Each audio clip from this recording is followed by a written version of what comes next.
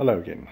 I am back to try and offer a few more thoughts on psychotherapy, or what psychotherapy is according to my understanding, and how one might think about that situation. Now, psychotherapy is usually a situation where there are two or more people together, and for practicality's sake I'm going to speak of two people, which is the situation I find myself in most.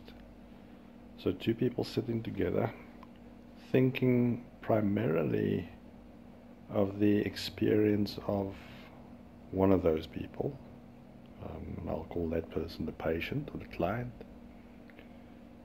Obviously there's also another person present, somebody who is qualified as a psychotherapist. It is not that their experience is excluded, but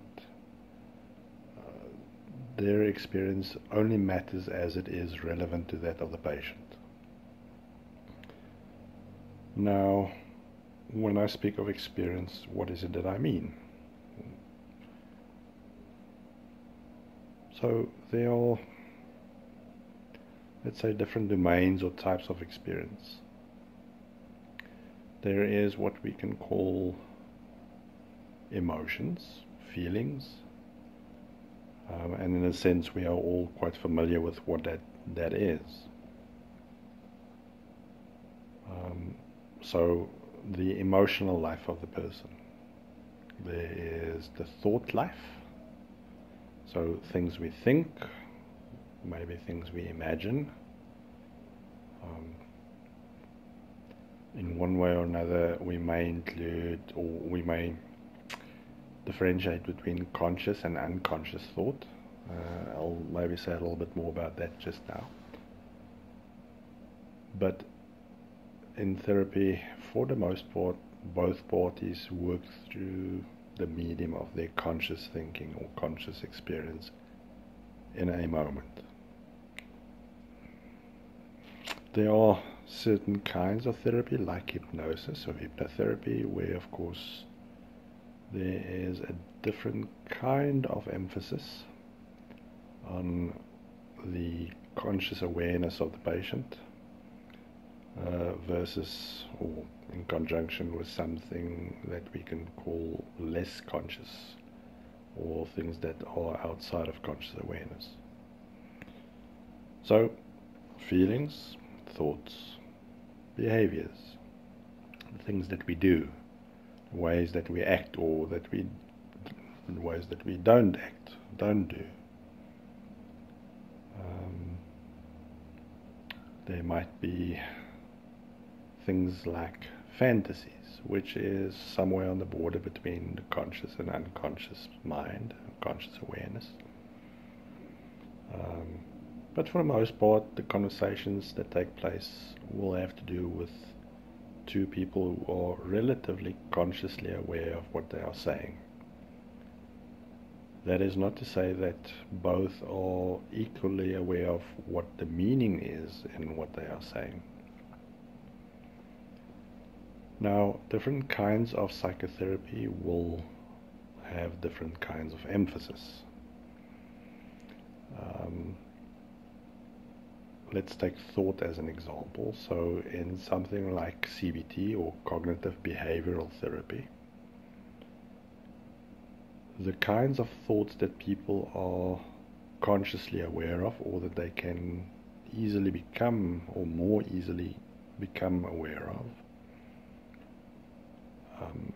would be the focus of such an interaction. So, what is it that you're thinking, and what is the situation that you usually think these thoughts in, and then there might be an evaluation as to what the usefulness of that thought is, and what a more useful way of thinking might be, and so on. Behavioral therapy might focus on, as the word suggests, the behaviors of a client or a patient. And a classic example of this would be somebody who is fearful of small spaces, and this makes it's difficult for them to use an elevator.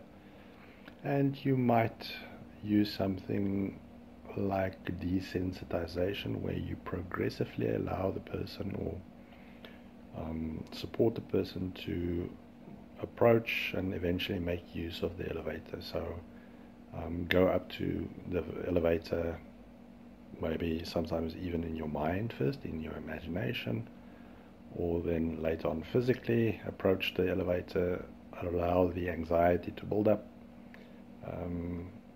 until it becomes tolerable, and then sort of take the next step. So that would be an example of behavioral kinds of therapies.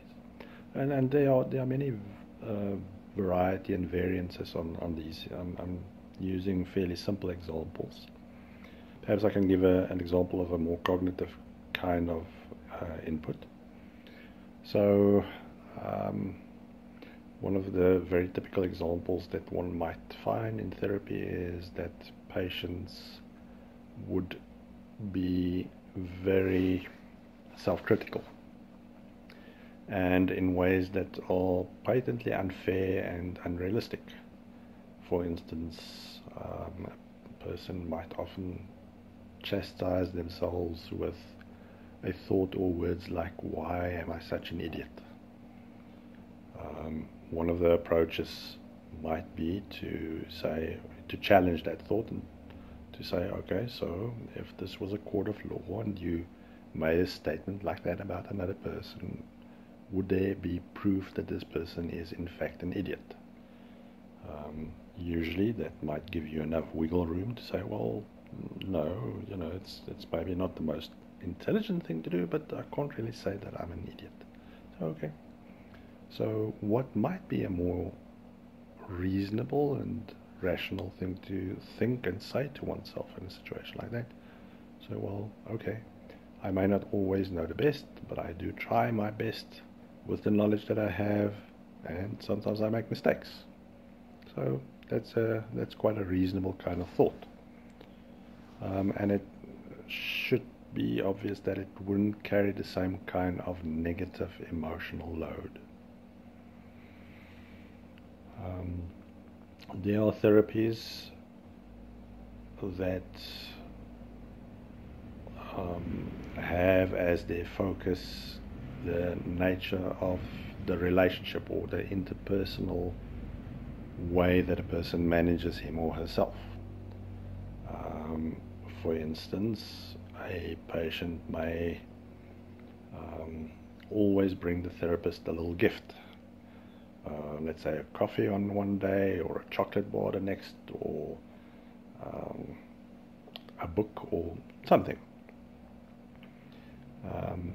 And then the therapist may wonder out loud with that patient, why is this necessary? Well, is it maybe because it's a way to make sure that I like you, or that I have positive feelings towards you?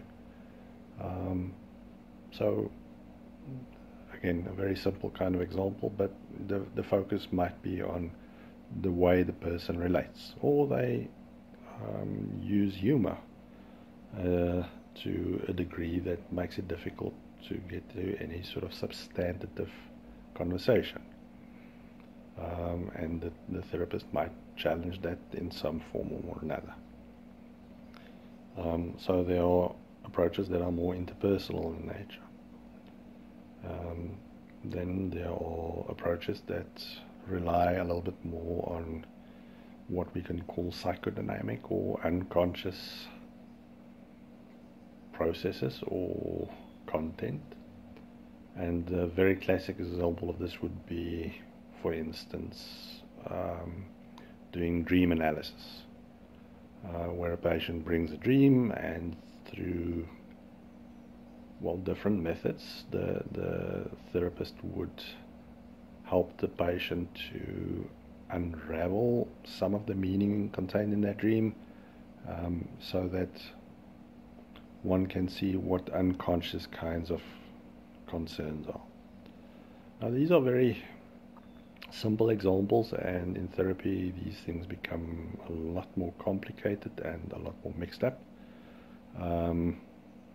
I won't say it's impossible to, as a therapist, to pay attention to all of these aspects, but it's pretty difficult. and that is usually where training becomes quite important.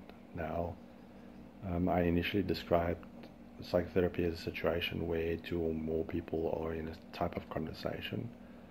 And of course, it's not only just sitting down and having a chat with someone, although, a good chat with a friend might be quite therapeutic. That's not the same as it being psychotherapy.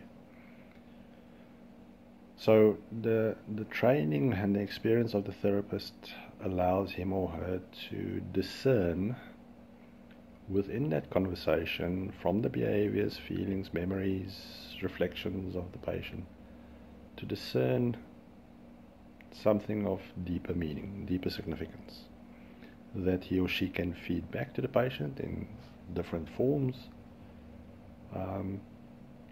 And very often the training of the therapist is to not succumb to the extensive social training that we all have undergone, to not just do what is regarded as polite or let's stick to that description. That is polite. So sometimes a patient may say something or ask something and the therapist may not respond. Of course, it would be cruel and strange to do this with an unexpected person, and usually patients or receive, some kind of explanation as to why the therapist acts as he or she does. Getting back to therapies that rely on less conscious processes, and as I mentioned earlier, something like hypnotherapy might be an example of that. So different therapists are likely to focus on different aspects. I think in truth most psychotherapists would focus on most of these things that I've mentioned, maybe not all of them all of the time, or maybe some of them very infrequently. A behavioral therapist is less likely to interpret unconscious dynamics or unconscious fantasy than a psychoanalyst is. Alright, so when I speak of psychotherapy, this is usually the type of situation that I refer to. Now, when I speak of the training of the therapist, I think we are trained to develop certain kinds of attitudes and principles that we apply.